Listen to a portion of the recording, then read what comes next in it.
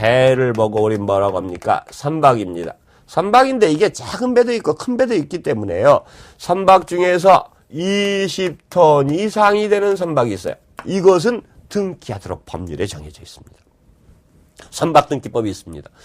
자, 이렇게 등기되는 대상물에 대해서, 등기에 대해서 그럼 여러 가지 규정이 만들어져야 되는데, 그 규정을 일일이 다 만들어내고 복잡하죠? 그러니까 대상물에 대한 등기법에서 뭐라고 나오냐면, 자, 각각해놓고 상세한 것은 토지 등기에 대한, 부동산 등기에 대한 규정을 준용한다라고 나왔습니다. 그러면 이런 것을 사고팔 때라든가 할 때는 부동산은 분명히 아니에요. 하지만 뭐를 알아야 된다? 부동산에 대한 법률을 알아야 된단 말입니다. 그러니까 이런 등기가 되는 대상물, 임목, 공장재단, 광업재단, 선박, 소위 20톤 이상 선박 같은 경우들은 부동산학을 알아야지만, 부동산에 대한 법률을 알아야지만 사고 팔고 관리할 수 있다 해서 이걸 준부동산이라고 합니다. 그 다음에 이것과 유사한 게 사람이 타고 다니는 가장 대표적인 물건이 있죠. 뭐가 있죠? 자동차. 자, 자동차 등록해야 되는 거 아시죠? 그 다음에 하늘에 날아다니는 비행기 있죠. 소위 비행기, 우리 쉽게 비행기라고 합니다만, 법률상으로는 뭐라고 합니까? 항공기 있죠. 항공기도 워낙 덩치가 크기 때문에 등록해야 됩니다. 그 다음에 또 뭐가 있냐면, 땅 팔 때, 땅에서 다니는 게 자동차, 하늘에 날아다니는 게 항공기, 그럼 땅속 가는 것도 있어야 되죠. 땅 팔 때 쓰는 거.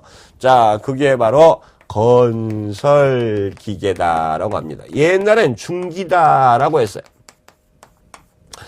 자, 그래서 세 가지, 소위 자동차와 항공기, 건설기계는 등록이 대상입니다.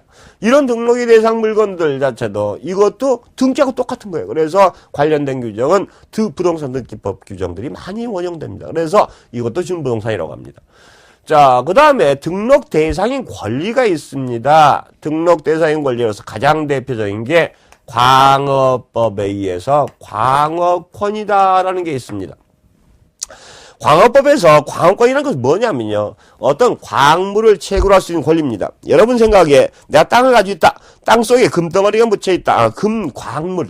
덩어리는 괜찮습니다만 금 광맥이 있다. 석탄 광맥이 있다. 철 광맥이 있다. 그러면 여러분들이 마음대로 캘 수 있을 것 같죠? 안 됩니다.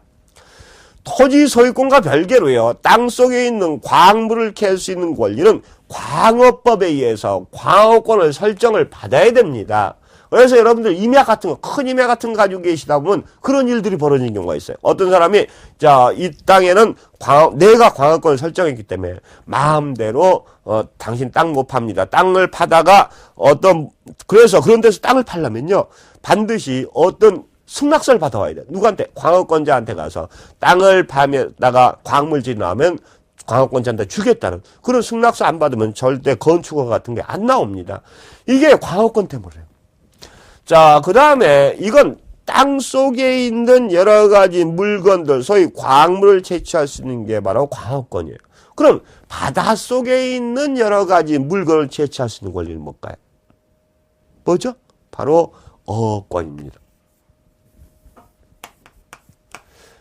어업권이다라는 것은 일정한 바다에서 고기를 잡거나 그 다음에 수산물 양식하거나 이런 권리를 보고 우리나라에서는 어업권이다 그래요. 둘 다 땅속이냐 바닷속이냐의 차이가 있지 둘 다 바로 뭐죠?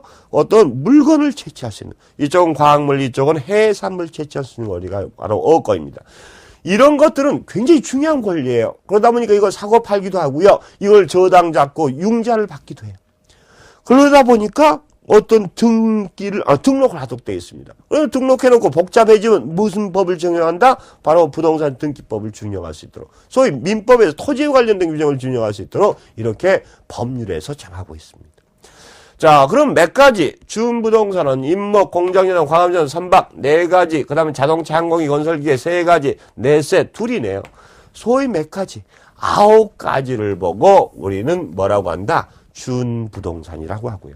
이런 준부동산을 거래하거나 관리하려면 뭘 알아야 된다? 부동산에 관련된 것을 알아야 된다. 그래서 준부동산도 일종의 부동산 아니냐? 그래서 협의의 부동산은 토지 및 거정착물이지만 광의의 부동산은 뭐다? 이 협의의 부동산과 준부동산을 합해서 우린 광의의 부동산이라고 부른다라는 것들 항상 알아두시고 그래서 보통 부동산학 개론들 얘기를 나오게 되면 여기서 이제 많이 오해를 한대. 미리 내가 말씀드릴게요.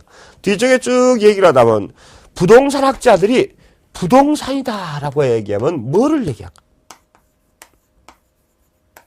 굉장히 넓죠. 부동산은 황해 부동산도 있고 준부동산도 있고 협의 부동산도 있고 협의 부동산 토지하고 건물도 있는데 아무 말 없이 부동산이라고 그러면 과연 뭐를 의미하는 이 모든 걸 다 포함한 걸 의미하느냐?